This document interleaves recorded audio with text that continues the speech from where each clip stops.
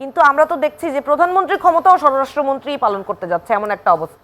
জনাব তারেক রহমান যেই পেইসে আগাতে চাচ্ছেন, উনার মন্ত্রী পরিষদ সেই একই পেইসে আগাতে চায় কিনা বা তাদের সদিচ্ছা আছে কিনা, এটা একটা বড় প্রশ্ন। অনেক অনেক প্রত্যাশার নির্বাচন, অনেক অনেক আকাঙ্ক্ষা এবং অনেক অনেক দাবি দেওয়ার একটা সরকার না। এই সরকারের কাছে আমাদের যেটা প্রথম এবং প্রধান দাবি ছিল সেইটা হচ্ছে সংস্কার। এবং রাষ্ট্র এই পর্যন্ত যেই ফ্যাসিস্ট কাঠামো হিসেবে গড়ে উঠেছিল সেইটা ভেঙে এই সরকার হবে এমন একটা সরকার যেখানে সরকারকে ম্যান্ডেট দিবে জনগণ, সেই ম্যান্ডেট অনুযায়ী সরকার সংস্কার প্রস্তাবনাগুলো বাস্তবায়ন করবে এবং মানুষের জন্য দুর্নীতিমুক্ত একটা সমাজ উপহার দিবে, একই সাথে বিচারগুলো নিশ্চিত করবে। মোদ্দা কথা এই তিনটাই মূল দাবি, তাই না? এর পাশাপাশি ছিল আগ্রাসন বিরোধী অবস্থান। সেই জায়গাটায় আমরা সকলে রেসিপ্রোকাল রিলেশনশিপ মেনটেন করার জায়গাটায় আমরা সবাই একমত হয়েছি, সরকার পক্ষও একমত হয়েছে।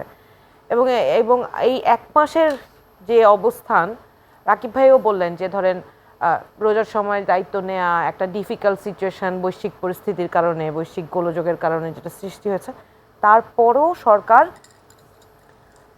যেই যেই পদক্ষেপগুলো নিয়েছে অনেকটাই ওনার কথায় উঠে এসেছে। আমি বলবো সরকার চেষ্টা করছে। জনাব তারেক রহমান যেই পেইসে আগাতে চাচ্ছেন, উনার মন্ত্রী পরিষদ সেই একই পেইসে আগাতে চায় কিনা বা তাদের সদিচ্ছা আছে কিনা, এটা একটা বড় প্রশ্ন।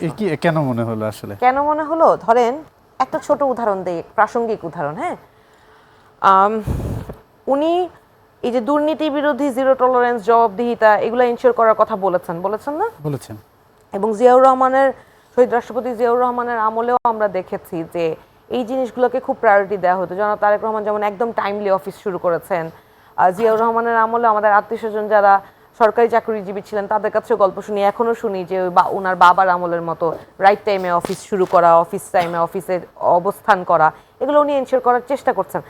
একইভাবে যে দুর্নীতি দমনের যে জায়গাগুলো, সেই জায়গাগুলোতে এত ভয়ঙ্কর ভয়ঙ্কর সমস্যা রয়ে যাচ্ছে যেগুলো সিস্টেম গোড়া থেকে পরিবর্তন না করলে কিন্তু আপনি প্রথম কয়দিনে আপনি অনেক ম্যাজিক দেখাইতে পারবেন, কিন্তু এটা সাস্টেইন করবে না। যে শব্দটা একটু আগে আমার সহ-আলোচক বলেছেন, সাস্টেইনেবিলিটি ইজ ইম্পর্টেন্ট। আপনি একটা প্ল্যান, আগে আপনাকে ডিটেইল প্ল্যানিং করতে হবে, একটা লম্বা সময়ের প্ল্যান করতে হবে। আপনি তাছাড়া যদি আপনি ম্যাজিকের মতো, ধরেন উদাহরণ যেটা দিতে চেয়েছিলাম, আমাদের যে সড়ক মন্ত্রী আছেন উনি বলেছেন চাঁদা নাকি চাঁদা না, সড়কে যে চাঁদা, সেই চাঁদা নাকি এটা সমঝোতার ভিত্তিতে একটা আদান প্রদান।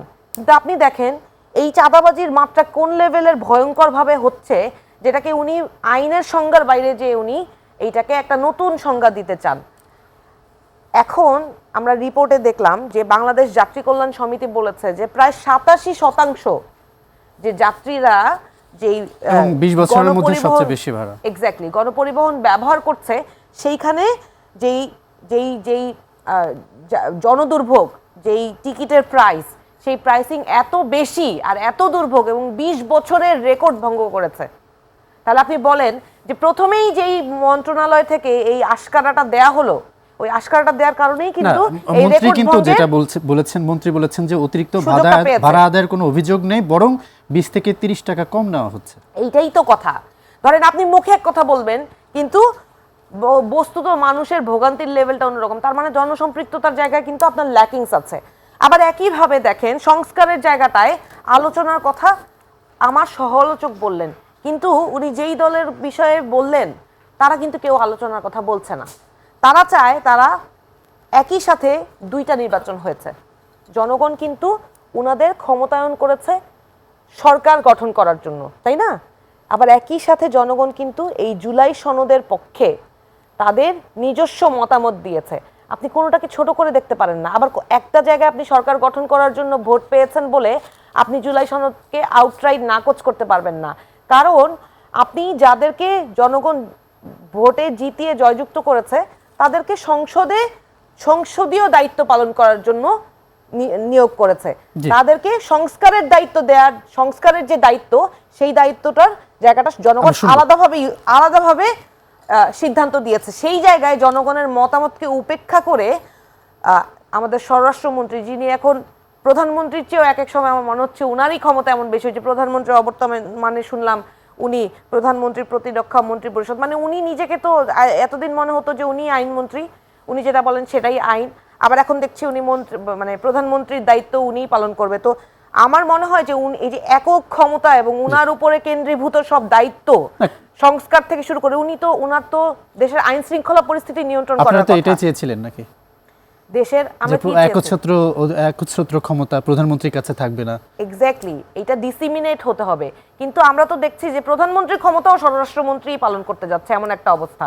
মানে স্বরাষ্ট্রমন্ত্রীর কাছে আইন মন্ত্রণালয়েরও দায়িত্ব, ওই প্রধানমন্ত্রীর মন্ত্রণালয়ের দায়িত্ব, শুধু যেটা ওনার দায়িত্ব আইন শৃঙ্খলা রক্ষা করা, সেইটাতেই উনি সবচেয়ে বড় ফেইল করছেন। ধন্যবাদ।